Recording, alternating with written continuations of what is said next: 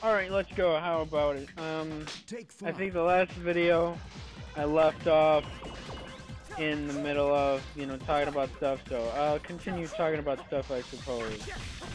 Development. Viewtiful Joe is developed by the design staff Team Viewtiful, a part of Capcom Production Studio 4. The game was announced in late 2002 as part of the Capcom 5, a lineup of 5 then upcoming GameCube games to introduce new content to the console. It was directed by Capcom alumnus Hideki Kamiya, whose previous credits include the planning of Resident Evil and Resident Evil 2 and the direction of Devil May Cry. It was produced by Atsushi Inaba, who previously worked on the Ace Attorney series and Steel Battalion. In its earliest stages of development, Viewtiful Joe went under the working title Red Hot Man, but the name was changed due to copyright conflicts with the American rock band Red Hot Chili Peppers.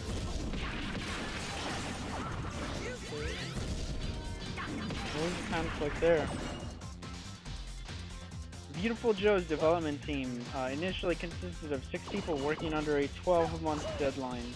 As work continued, the size of the team grew and the development ended up taking a full 21 months to complete.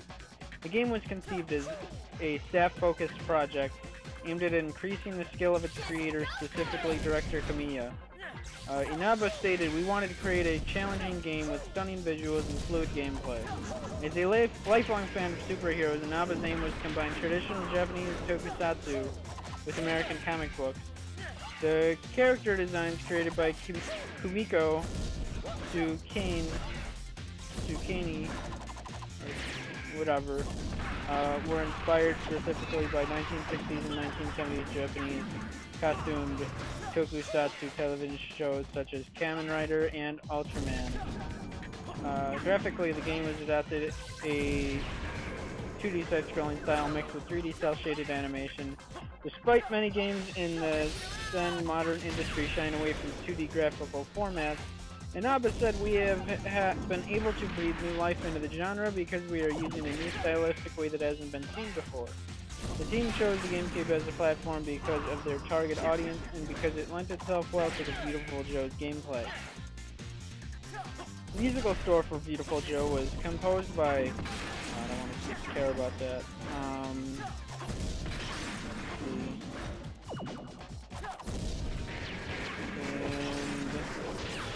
On 11th June 2003, Avex released the video on DVD, and both the American and Japanese releases of Viewtiful Joe feature English voice acting in order to keep a Western comic book feel to the game. Voiceover work in Viewtiful Joe was provided by Sound Deluxe Design Music Group. Voice actors for the game include G. Bradley Baker, Christina Pucelli, Greg Berger, Mikey Kelly, Roger Rose, and Kevin Michael Richardson. Director Hideki Kamiya provided the voice for Six Machines. A budget re-release of the game for the GameCube titled Viewtiful Joe Revival was released in Japan in late 2003, adding a sweet mode to decrease the difficulty setting from the original game's Kids mode. A PS2 port of Viewtiful Joe was released by Clover Studio in 2004. It was released in Japan with the subtitle A New Hope. The release added the character Dante of Devil May Cry as an unlockable character. The PS2 version does not feature a progressive scan seen in the GameCube version. The game was also re-released under Nintendo's GameCube Player's Choice label in 2004, North America and Europe. So progressive scan on GameCube?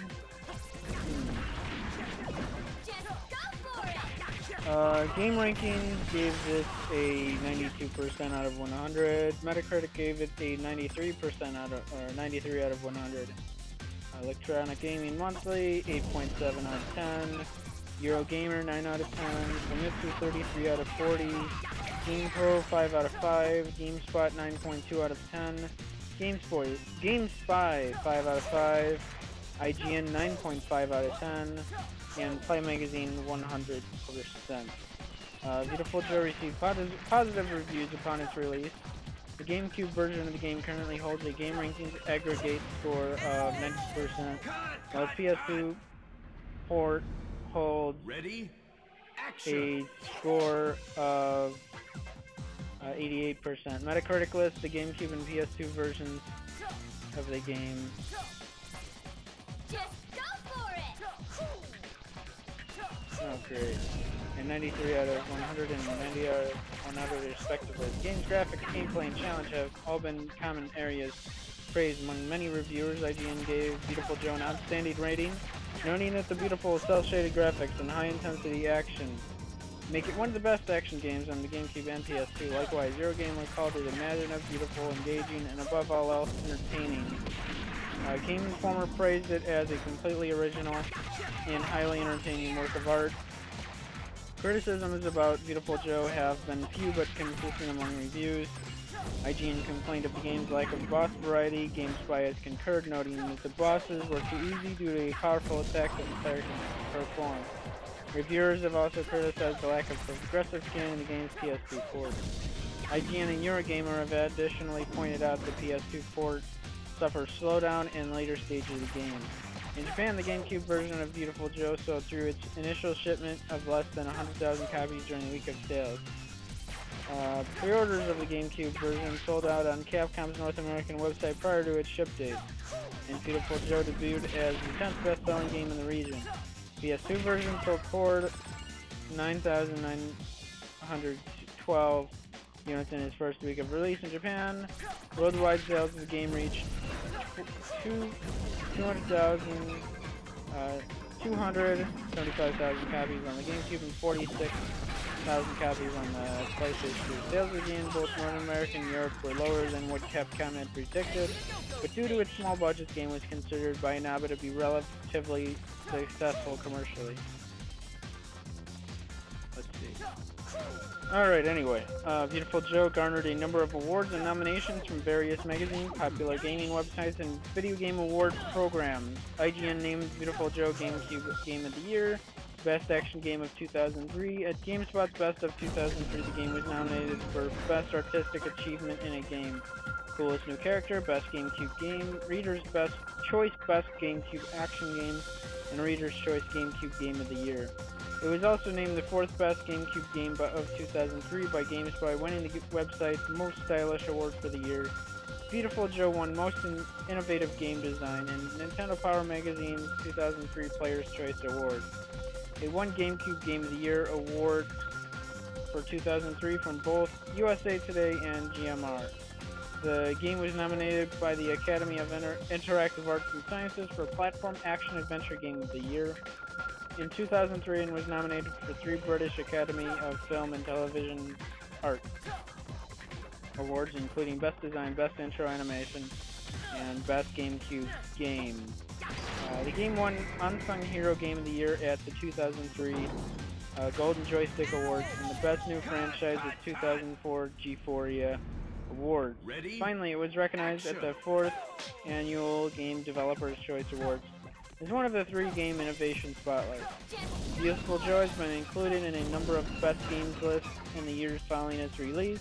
It was rated the 27th best game made on a Nintendo system in Nintendo Power's Top 200 Games list in February 2006, and the 10th best game on the GameCube in its August 2008 issue, reflecting the top 20 games for each system. Both GameSpy and G4 television program X-Play named Viewtiful Joe the 9th best game of all time for GameCube. In 2007, Viewtiful Joe was named the 17th best GameCube game of all time in IGN's feature, reflecting on the system's long lifespan. Later in 2007, SureTech listed the game at 7th on their top 10 GameCube games of all time.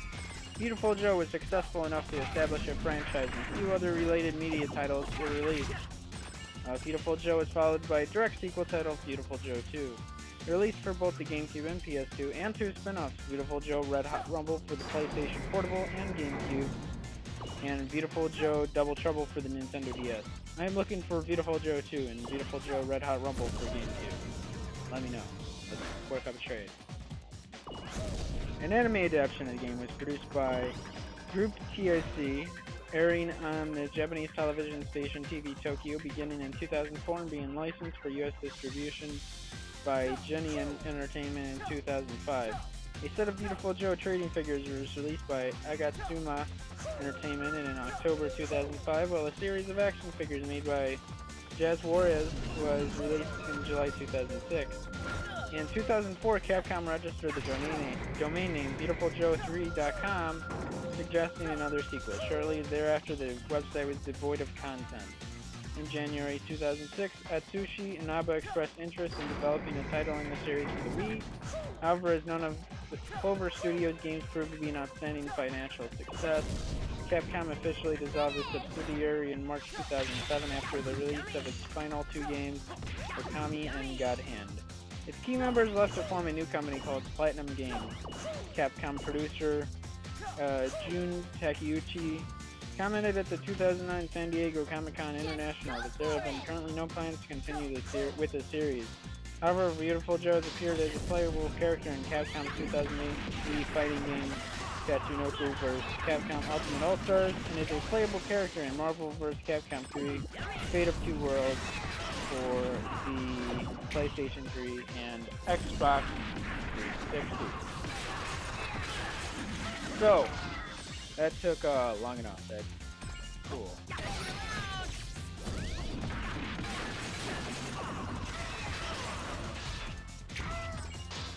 There we go. So, I had pretty much fun playing this. It was cool.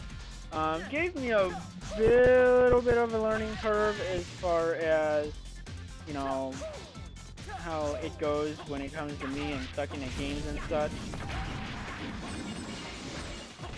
Because I really do suck. All that stuff. I have fun playing it though. It's fun. I'd like to come back to playing it at some point. After other projects are caught up on and such. But, you know, it's not something I'm on top of immediately at the moment. So, we'd like to get on top of it sooner rather than later. But, you know what? We're gonna see how it goes. Looks like I can destroy those statues. I didn't even know that. I have to knock bad guys into them, though? Okay. I don't know. Is there something up here? I think there's something up here, though. Yeah, there is. Definitely. There we go. So this was like a cool, fun game, and we'd definitely like to get back on top of this eventually. So we're gonna see how this goes.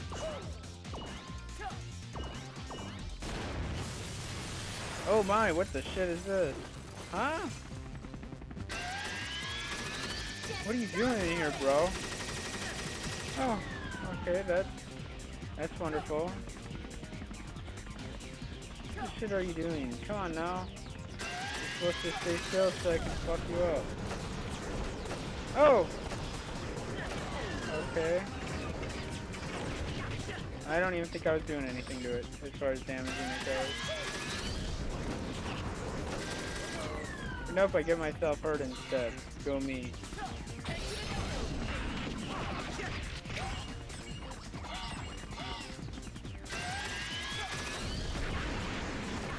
There we go.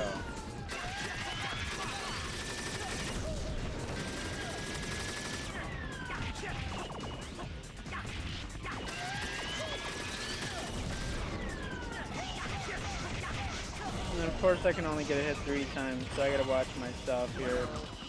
And not get hit by rockets, but I unfortunately do anyway. So, let me come back to this here in a moment, but actually no, I suck and it makes me start over. And then I'm like, fuck it. So, thanks for watching, like, subscribe, all that good shit. Yeah.